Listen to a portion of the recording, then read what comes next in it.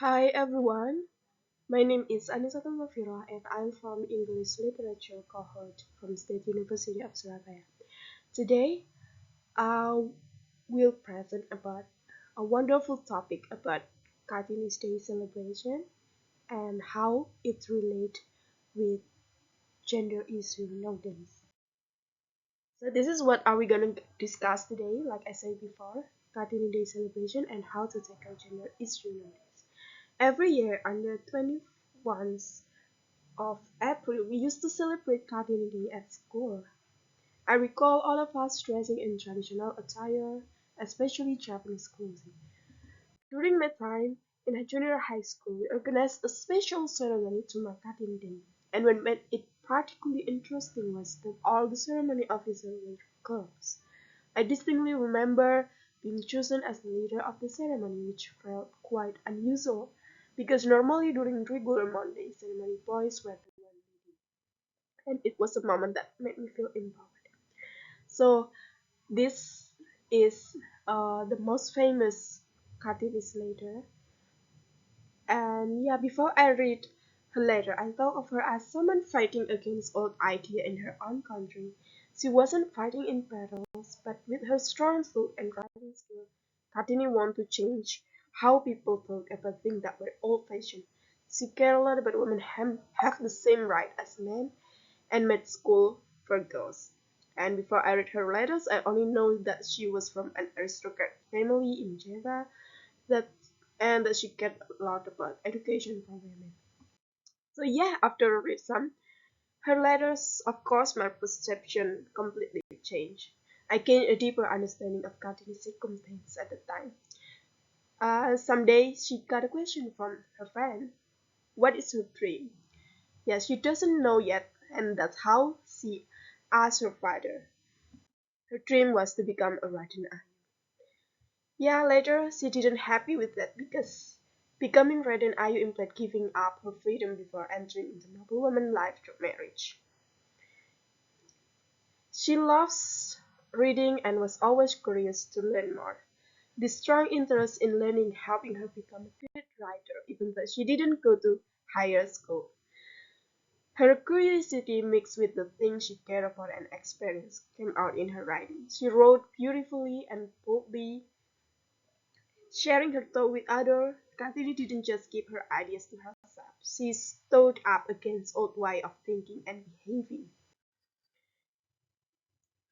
Especially when it came to her younger sister Rukmini and Kartina. Kartini didn't want her sister to follow the old rules where younger siblings had to accept subserviently and follow strict tradition. Instead, she let her sister speak freely, breaking away from those very old-fashioned rules.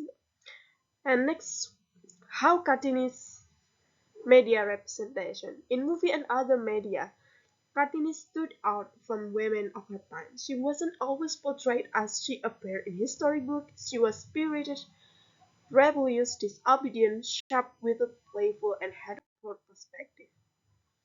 And let's move how to tackle gender issue nowadays related to Kartini's Day celebration. So, the issue that I want to talk about is gender-based violence. What is gender-based violence? Gender-based violence or GBV is an umbrella from harmful act of abuse perpetrated against a person will and rooted in a system of unequal power between women and men. This is true from both conflict-affected and non-conflict settings.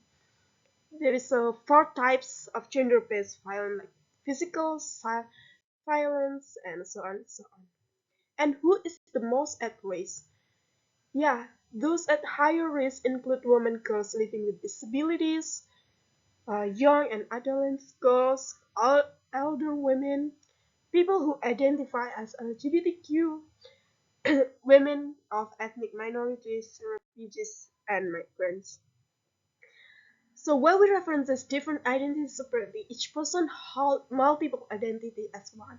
This is why it's important to understand the concept of intersectionality, that a person faces different kind of discrimination and race due to a combination of their identities, like a gender, race, and religion, and age.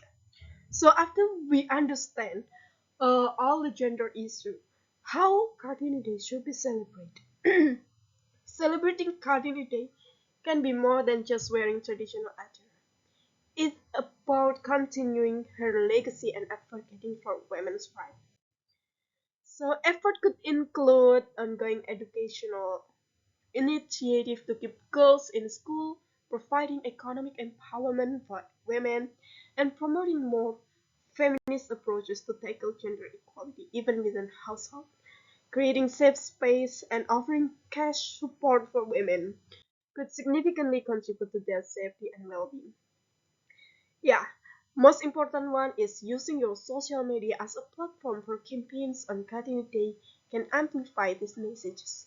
It's about reminding everyone that Kartini Day embodies the fight for equality and the creation of a safe and inclusive environment for everyone. So let's see how to raise public awareness. Yeah, we can go together. There are many ways we can help raise awareness about gender-based violence and gender equality. We can discuss this important issue with our friends and family, share crucial information on social media, and support organizations dedicated to preventing violence and aiding survivors. And by advocating for education for girls and backing programs that empower women economically, we can make a meaningful impact. When we speak up against unfair ideas and treat everyone with respect and equality, we set a positive example for others to follow. Yeah, it's about using our collective voices and action to create a world where everyone feels safe and equal. So, that is my presentation about how we should celebrate Kartini Days and to tackle gender issues nowadays. Thank you.